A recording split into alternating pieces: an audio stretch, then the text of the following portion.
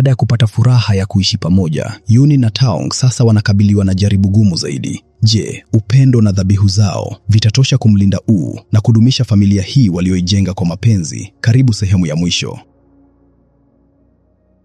Basi bana, sasa episodi hii inaanza ikituonesha Taung akihakikisha Wu anavaa vizuri na kulala kwa saa iliyopangwa. Yunin kwa upande mwingine anaona kwamba wakati mwingine wanaweza kulegeza kidogo. Kwa kuwa mtoto huyo amekuwa amejaa nguvu, Taung anapendekeza wafanye safari ya familia. Hata hivyo, safari hiyo inageuka haraka kuwa mfululizo wa matatizo. Wu anachukua simu ya Yunin na bila kukusudia anabadilisha mwelekeo wa ramani na kumfanya Taung kuendesha gari kwa mzunguko. Kisha wanajaribu kula katika mkahawa mzuri, lakini wanagundua kwamba sehemu hiyo hairuhusu watoto kuingia. Licha ya matatizo hayo, hakuna hata mmoja wao anayepoteza furaha. Chini ya jua kali, Yunin na Wu wanatembea wakishikana mikono msituni, huku Taung akinasa kila tukio kwa kamera yake. Kwao, furaha hiyo ya kila siku ni ya thamani kuliko kitu kingine chochote. Hata hivyo, Yunin bado ana wasiwasi kuhusu kikao kijacho cha mahakamani. Ili kumtia moyo, Taung anampa jani la mkarafuu lenye majani manne na kumhakikishia kwamba upendo na uaminifu anaompa Wu utawaletea bahati njema. Wakiwa njiani kurudi, wanasimama katika eneo la mapumziko kutafuta dinosaur ya kuchezea ambayo Wu ameipoteza. Katikati ya utafutaji, Yunin anaachilia mkono wa mtoto huyo kwa muda mfupi tu na Wu anapotea. Wakiwa wameingiwa na hofu, yeye na Taung wanaanza kumtafuta kwa haraka katika eneo lenye msongamano wa watu. Hatimaye wanaomba wafanyakazi watangaze taarifa zake kupitia vipaza sauti. Anapoona kwamba Yunin yuko karibu kuvunjika moyo, Taung anaendelea kumtafuta bila kukata tamaa. Kwa bahati nzuri, mwanamke mmoja anampata Wu na kumpeleka salama kwenye kituo cha huduma. Akiwa amejaa ahueni, Yunin anamkumbatia Wu kwa nguvu na kutambua jinsi alivyohofia kumpoteza. Usiku huo, hata baada ya Wu kulala, Yunin anaendelea kujilaumu kwa kuachilia mkono wake. Taung anamkumbatia na kumkumbusha kwamba hawezi kupoteza imani ndani yake mwenyewe ikiwa anataka kuendelea kuwa mlezi wa kuaminika wa Wu. Maneno hayo yanamsaidia Yunin kutulia. Siku iliyofuata, kikao kilichopangwa katika mahakama ya familia kinafanyika. Kutokana na kazi, Yunin anafika akiwa amechelewa kidogo. Hata hivyo, anapoingia haraka ndani ya ukumbi, anashangaa kugundua kwamba mchunguzi anayesimamia kesi hiyo ni yule mwanamke aliyemsaidia kumpata Wu katika eneo la mapumziko. Baada ya kupitia nyaraka zote, mchunguzi anaeleza wasiwasi wake kuhusu ratiba ya kazi isiyo ya kawaida ya Yunin na jinsi anavyomtegemea mara kwa mara Taung kumtunza Wu. Zaidi ya hayo, anataja matatizo yaliyohusiana na baba wa Taung pamoja na tukio la pesa za bima. Taung anamhakikishia kwamba hali kama hizo hazitajirudia tena.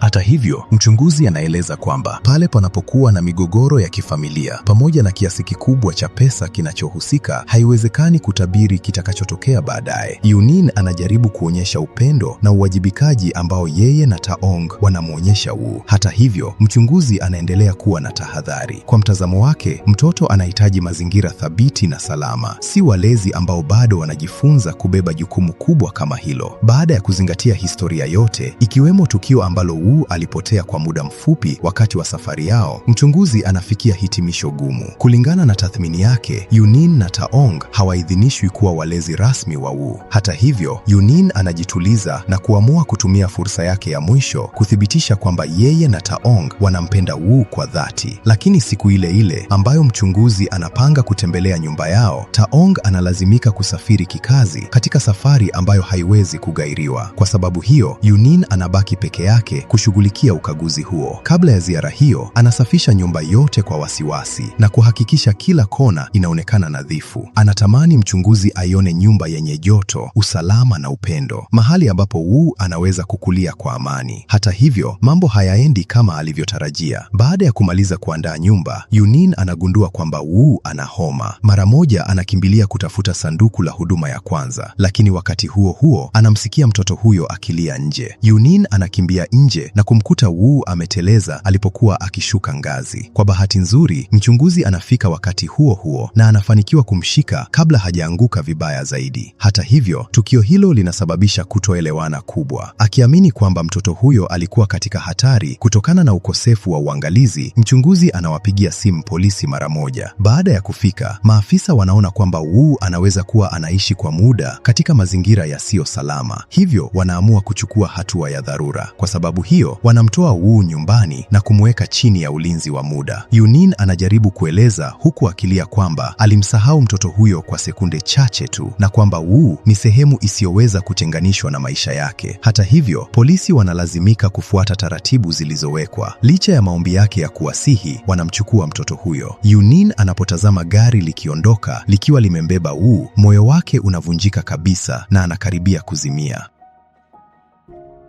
Usiku huo, Taong anarudi kutoka safari yake ya kikazi. Mara tu anapogundua yaliyotokea, anakimbia moja kwa moja kwenda kwa Yunin. Yunin haachi kujilaumu. Anaamini kwamba uzembe wake ndio uliosababisha Wu kujeruhiwa na hatimaye kusababisha hali hiyo ya maumivu. Taong anamkumbatia kwa upole huku akilia, akimsaidia kurejesha utulivu na kukabiliana na yote yaliyotokea. Siku moja, bibi yao jirani anampigia simu Yunin ili wazungumze. Wakati wa mazungumzo hayo, anakiri kwamba kwa kweli anatamani kuwa sehemu ya familia ya Wu, lakini yote yaliyotokea yamemfanya aanze kutilia shaka uwezo wake wa kumlea vizuri. Ndipo bibi huyo anamfunulia siri. Mwanaume ambaye Yunin siku zote alidhani ni mwana wa bibi huyo, kwa kweli ni mkwe wake. Binti yake wa pekee alifariki miaka mingi iliyopita, na baada ya msiba huo aliamua kuhamia kuishi pamoja na mkwe wake ili asibaki peke yake. Tangu wakati huo, kila siku humsimulia mzaha mdogo ili tu amwone akitabasamu. Ingawa bibi huyo alimshawishi mara nyingi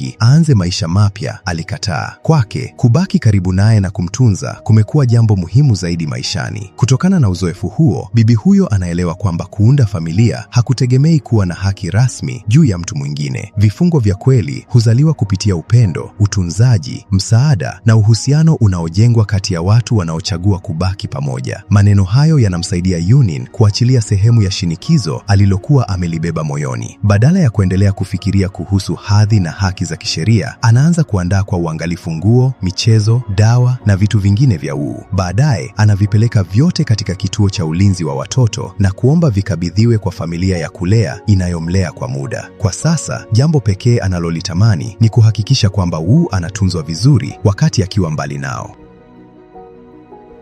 Baadaye Taong anakumbuka jinsi alivyohisi wakati wa mazishi ya kaka yake. Wakati huo alikataa kubeba jukumu la kumlea Wu kwa sababu alikuwa na hakika kwamba hakujua jinsi ya kumpenda mtu yeyote ipasavyo. Hata hivyo, baada ya kumfahamu Yunin kwa undani, hatimaye anaelewa maana halisi ya upendo na familia. Ndiyo maana anamuomba Yunin amwamini na aache kujaribu kubeba peke yake majukumu yote. Bado wote wana mengi ya kujifunza, lakini wanaweza kufanya hivyo pamoja na kushinda kila changamoto, mradi wabaki bega kwa bega. Maneno yake hatimaye yanapunguza mzigo ambao Yunin amekuwa akiubeba moyoni. Wakiwa wameazimia kumrejesha Wu, wanaanza kujiandaa kwa umakini. Wanaweka vizuizi vya usalama, kamera za ulinzi na hatua mbalimbali za kuongeza usalama ndani ya nyumba. Majirani pia wanajiunga kuwasaidia kwa kuchangia vifaa na kuwapa mahitaji muhimu. Muda mfupi baadaye, polisi wanawaita Yunin na Taong kutoa maelezo yao kuhusu tukio lililomhusu Wu. Baada ya kupitia upya kesi hiyo, mamlaka zinagundua kwamba hatua ya kumweka Wu chini ya ulinzi wa dharura huenda ilikuwa kali kupita kiasi. Zaidi ya hayo, wanawafunulia kwamba Song amekuwa akiwasaidia kwa siri. Aliwaajiria wakili na kuwatembelea walimu wa shule ya chekechea pamoja na majirani ili kukusanya ushahidi na saini za kuwaunga mkono Yunin na Taong. Hatimaye, Yunin anapokea habari aliyokuwa akisubiri kwa hamu. Amri ya ulinzi wa dharura imefutwa na Wu anaruhusiwa kurudi nyumbani. Mtoto huyo mdogo anaporudi, Yunin na Taong wanajawa na furaha isiyoelezeka.